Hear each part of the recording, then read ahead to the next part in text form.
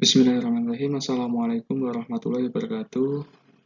Kami dari kelompok 7 akan mempresentasikan tentang model ASUR dan ADI dalam pengembangan media pembelajaran. Yang pertama akan disampaikan oleh saya, Taufik Abdul Hatamimi, yang kedua oleh Saudara Rizky Al-Fajar. Dalam kegiatan belajar mengajar, keberadaan media pembelajaran amat sangat penting. Mengapa demikian? Karena media pembelajaran membawa pesan dan informasi dari pengirim atau guru kepada penerima atau siswa. Kemudian, adanya media pembelajaran juga dapat memenuhi kebutuhan belajar siswa dan menjadikan siswa berpartisipasi aktif dalam kegiatan belajar mengajar. Sehingga perlu dilakukan perancangan, dan pengembangan agar penggunaan media belajar tetap update sehingga tetap bisa efektif memenuhi kebutuhan dan menjamin mutu pembelajaran. Pada dasarnya sangat banyak model untuk mengembangkan media pembelajaran. Pada kali ini, pemateri akan menjelaskan tentang model ASUR dan ADI dalam pengembangan media pembelajaran. Topik bahasan pada materi ini adalah yang pertama, maksud dari model ASUR, kemudian langkah dan penerapan model ASUR dalam pengembangan media pembelajaran, kemudian maksud model ADI, kemudian langkah dan penerapan model ADI dalam pengembangan media pembelajaran. Yang terakhir adalah manfaat model ASUR dan ADI dalam pengembangan media pembelajaran. Untuk materi yang pertama adalah model ASUR yang akan dijelaskan oleh saya sendiri, Taufik Abdullah Atamimi. Model ASUR merupakan model yang sistematis dan efektif untuk menulis rencana dan mengembangkan media pembelajaran agar tetap efektif. Model ASUR dikembangkan oleh Sharon Smaldino, Robert Hennig, James Russell, dan Michael Molenda. Model ASUR berorientasi pada pemanfaatan teknologi dan media dalam menciptakan aktivitas pembelajaran. Pemanfaatan teknologi dan media yang tepat akan mendorong kegiatan belajar mengajar secara efektif. Kemudian dalam penggunaan model ASUR harus dilakukan tahap demi tahap atau sistematik, kemudian menyeluruh atau holistik, sehingga bisa mencapai tujuan yang diinginkan. Model ASUR sendiri merupakan singkatan dari komponen atau langkah. Yang pertama A, Analyze Learning Characteristic atau menganalisis karakter siswa. Yang kedua adalah State Standard and Objective atau menentukan tujuan pembelajaran. Yang ketiga adalah Select Strategi, Teknologi, Media, and Material, yaitu memilih strategi, teknologi, media, dan materi pembelajaran. Yang keempat adalah Utilize Teknologi, Media, and Material, yaitu mempersiapkan teknologi, media, dan materi. Yang kelima adalah R, Require Learning Participation, atau mengaktifkan keterlibatan siswa. Yang keenam adalah Evaluate and Revise, yaitu evaluasi dan revisi. Langkah dan penerapan model ASUR dalam pengembangan media pembelajaran yang pertama adalah Analyze Learning Characteristic atau analisis karakter siswa. Hal ini sangat penting bertujuan untuk menyusun rencana pembelajaran yang relevan dengan kebutuhan siswa, sehingga diharapkan akan mendapatkan tingkat pengetahuan serta pembelajaran secara maksimal.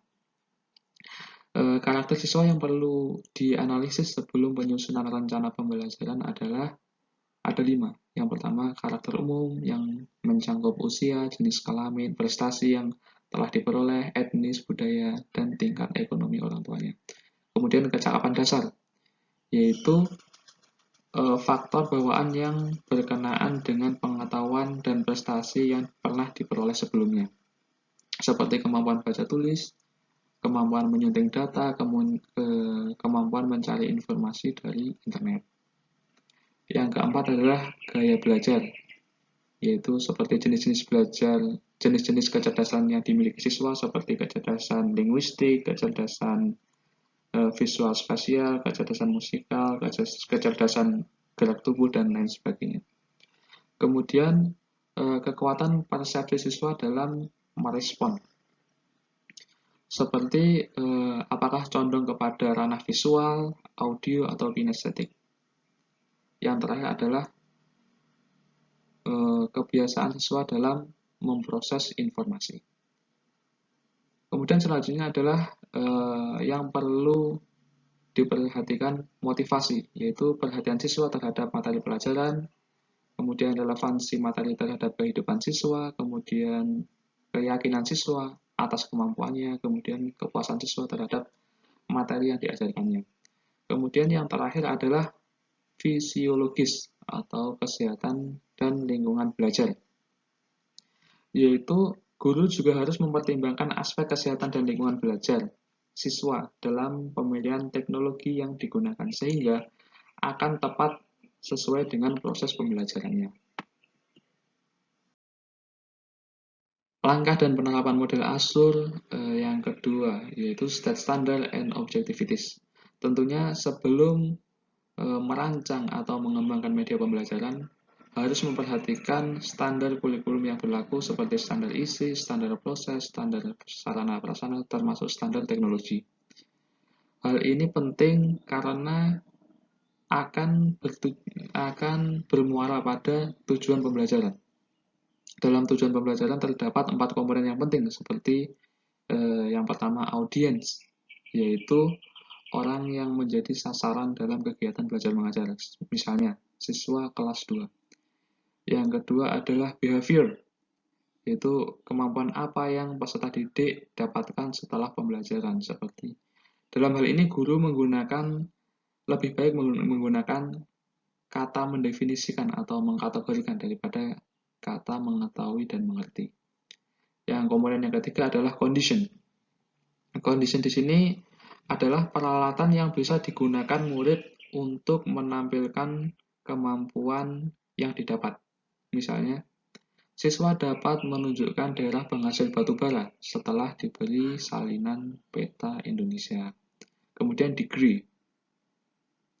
Degree di sini merupakan suatu patokan tentang akurasi dan kefasihan yang harus dicapai siswa dalam kompetensi tertentu. Misalnya siswa dapat mengidentifikasi 6 rukun iman. Siswa benar 80 dalam menjawab soal. Siswa mencapai poin 80 dari maksimal 100 poin. Langkah ketiga adalah select strategi, teknologi, media, and material, yaitu memilih strategi, teknologi, media, dan materi pembelajaran. Cara memilih strategi yaitu harus menentukan apakah materi harus berpusat kepada guru atau berpusat kepada siswa. Yang kedua adalah memilih teknologi dan media, yaitu guru juga harus mempertimbangkan keterjangkauan media pembelajaran. Nah, seperti pengajar dapat menggunakan teknologi komputer ketika sekolah telah menyediakan laboratorium komputer atau yang siswa telah dapat menggunakan komputer di rumahnya masing-masing. Kemudian untuk cara memilih materi, yaitu guru bisa mengkaji buku atau mendapatkan materi gratis dari internet. Contohnya seperti dalam melihat siklus air, guru bisa memproyeksikan poster tentang siklus air. Langkah yang keempat adalah utilize technology, media, and material, yaitu mempersiapkan teknologi, media, dan materi. Cara mempersiapkan teknologi, media, dan materi, Semaldino mengungkapkan ada tahapan yang penting untuk dilakukan, yaitu disingkat dengan 5P. Yang pertama adalah pratinjo, teknologi, media, dan materi, yaitu mengidentifikasi software dan materi yang berhubungan dengan kegiatan pembelajaran. Yang kedua adalah persiapkan teknologi, media, dan materi, yaitu mengumpulkan seluruh perlengkapan yang dibutuhkan, menentukan urutan materi, dan berlatih menggunakannya. Yang ketiga adalah persiapkan lingkungan, yaitu mengecek perlengkapan dan listrik laboratorium sebelum kegiatan belajar dilakukan. Ini misalnya dilakukan di laboratorium. Yang keempat adalah persiapkan siswa, yaitu menyampaikan alasan pentingnya topik pembahasan tersebut untuk dipelajari, kemudian menyampaikan tujuan pembelajaran dan memberikan motivasi kepada siswa. Yang kelima adalah penyediaan pengalaman pembelajaran, yaitu menentukan metode. Apakah dalam materi tersebut harus menggunakan student center atau menggunakan teacher center. Langkah dan penerapan model Azure yang kelima adalah require learning participation atau mengaktifkan keterlibatan siswa. Pentingnya mengaktifkan keterlibatan siswa. Ada yang mengatakan bahwa proses belajar yang sukses adalah proses belajar yang melibatkan partisipasi siswa. Pada dasarnya, tidak cukup hanya dengan mendengarkan atau mencatat. Siswa juga harus menggunakan teknologi dan media pembelajaran yang tersedia, sehingga merangsang pikiran dan perasaan siswa melalui kegiatan mengamati, mencoba, mengumpulkan informasi, menganalisis, berdiskusi, mengevaluasi, dan presentasi. Kemudian, langkah dan penerapan model Azure yang terakhir adalah evaluate and revise, yaitu mengevaluasi dan merevisi. Evaluasi dibagi menjadi dua bagian besar, yaitu evaluasi hasil dan evaluasi rancangan pembelajaran. Untuk evaluasi hasil, guru bisa mendapatkan dari murid dengan bentuk tes atau menilai dari hasil kerja siswa ataupun menilai siswa dalam melakukan suatu kegiatan. Kemudian untuk evaluasi rancangan pembelajaran, yaitu guru bisa melakukan dengan meminta bantuan di antara guru yang telah mengikuti proses pembelajaran sebelumnya dan memberikan masukan terhadap rancangan yang telah ia buat. Kemudian yang kedua, bisa juga dengan memberikan angket kepada siswa atau wawancara untuk mendapatkan saran dan umpan balik atas rencana pembelajaran yang telah dilakukan. Kemudian untuk model AD akan dijelaskan oleh Rizky Al-Fajar. Assalamualaikum warahmatullahi wabarakatuh. Saya Rizky Al-Fajar akan melanjutkan pembahasan dari saudara Taufik Abdul Hatamimi, yakni saya di sini akan menjelaskan tentang model ADI. Nah, untuk pengertiannya di sini, model ADI ini ialah salah satu model yang telah umum digunakan untuk mengembangkan pembelajaran. Sesuai dengan kepanjangannya, model ADI tersusun dari 5 tahapan, yakni analisis, kemudian ada desain atau perencanaan, ada development atau pengembangan, ada implementasi, kemudian ada evaluasi. Selanjutnya ialah pengertian model ADI menurut beberapa tokoh. Di sini tokoh yang pertama ada Benny A. Nah, menurut Benny A di sini ada salah satu model desain pembelajaran yang sifatnya lebih generik. Nah, ini merupakan model ADI, yakni analisis, desain, development, implementasi, dan evaluasi. Kemudian yang kedua ada menurut Cheung. Cheung ini menyatakan bahwa ADI adalah model yang mudah untuk digunakan dan dapat diterapkan dalam kurikulum yang mengajarkan pengetahuan, keterampilan, ataupun sikap. Nah, selanjutnya tokoh yang ketiga di sini ialah Multianingsih. Nah, menurut Multianingsih di sini model ADI adalah model yang dianggap lebih rasional dan juga lebih lengkap dibandingkan dengan model lain. Nah, oleh karena itu, model ini dapat digunakan berbagai macam bentuk pengembangan seperti model, strategi, metode, media, dan juga bahan ajar. Selanjutnya untuk sejarah dari model ADI ini muncul pada tahun 1990-an yang dikembangkan oleh Reser dan Malenda.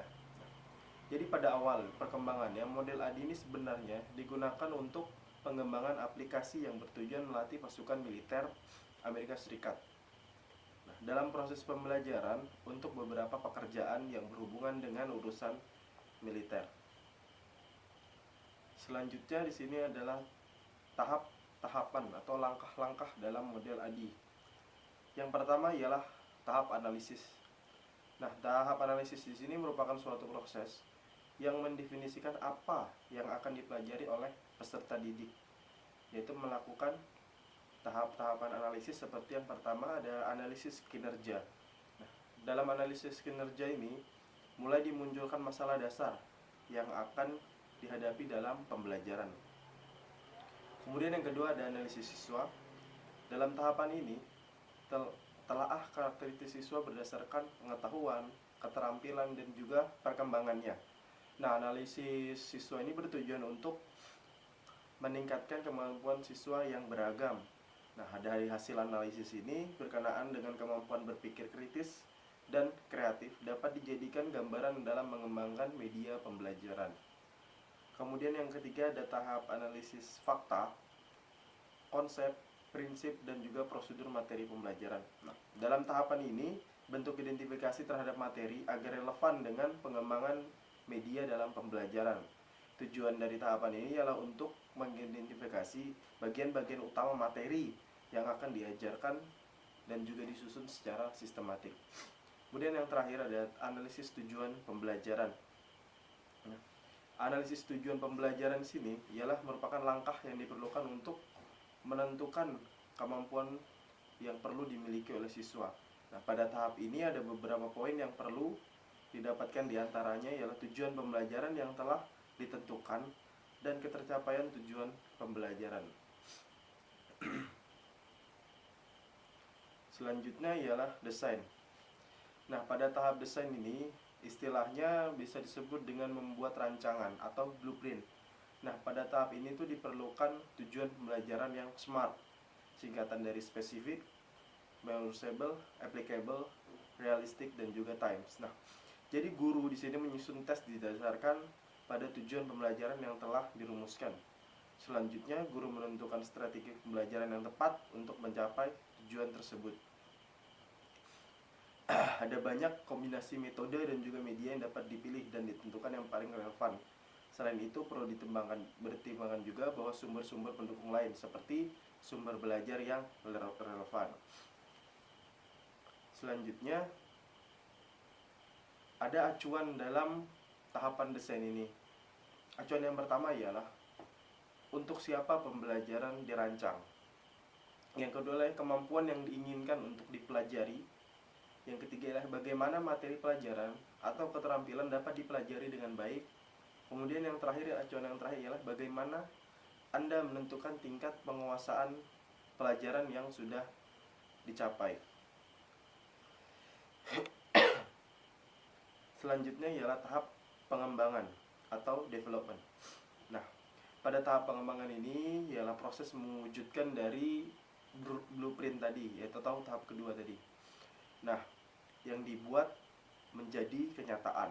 Nah, lingkungan belajar lain yang mendukung pada proses pembelajaran harus disiapkan dalam tahap ini.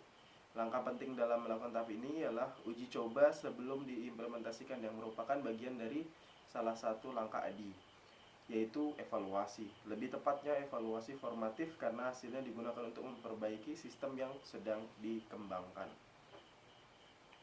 Nah, dalam tahap ini itu meliputi kegiatan pengumpulan bahan, media, pembelajaran, kemudian pembuatan gambar, pengetikan, kemudian dilanjutkan dengan kegiatan menyusun media pembelajaran yang dibutuhkan. Kemudian langkah selanjutnya ialah implementasi atau implementation. Nah, dalam tahap ini ialah langkah nyata dalam menerapkan sistem pembelajaran yang telah dibuat. Dalam tahap ini semua yang telah dikembangkan dan dipersiapkan sesuai dengan peran dan fungsinya agar dapat diimplementasikan. Tujuan dari tahapan ini ialah untuk mengetahui pengaruhnya terhadap kualitas pembelajaran yang meliputi keefektifan, kemenaradikan, dan juga efisiensi dalam pembelajaran. Selanjutnya ialah evaluasi. Nah, evaluasi ini merupakan proses untuk melihat apakah sistem pembelajaran yang sedang dibangun berhasil sesuai dengan harapan awal atau tidak. Nah, sebenarnya tahap evaluasi ini dapat dilaksanakan dari 4 tahap sebelumnya yang dinamakan dengan evaluasi formatif karena tujuannya untuk kebutuhan revisi. Akan tetapi dalam tahapan evaluasi ini juga dilaksanakan evaluasi sumatif, yaitu untuk mengetahui pengaruhnya terhadap hasil belajar peserta didik dan juga kualitas pembelajaran. Selanjutnya ialah manfaat model Azure dan ADI dalam pengembangan media pembelajaran.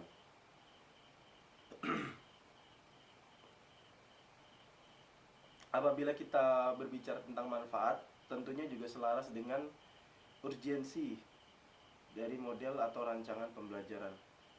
Nah, urgensinya yang pertama ialah untuk meningkatkan kemampuan peserta didik, kemudian untuk meningkatkan mutu pembelajaran, yang ketiga ialah untuk memenuhi kebutuhan dari siswa, kemudian memenuhi tuntutan paradigma baru, dan yang terakhir ialah untuk memenuhi kebutuhan pasar. Mungkin itu saja yang dapat kami sampaikan. Kami dari kelompok 7 mohon maaf apabila ada kekurangan. Wassalamualaikum warahmatullahi wabarakatuh.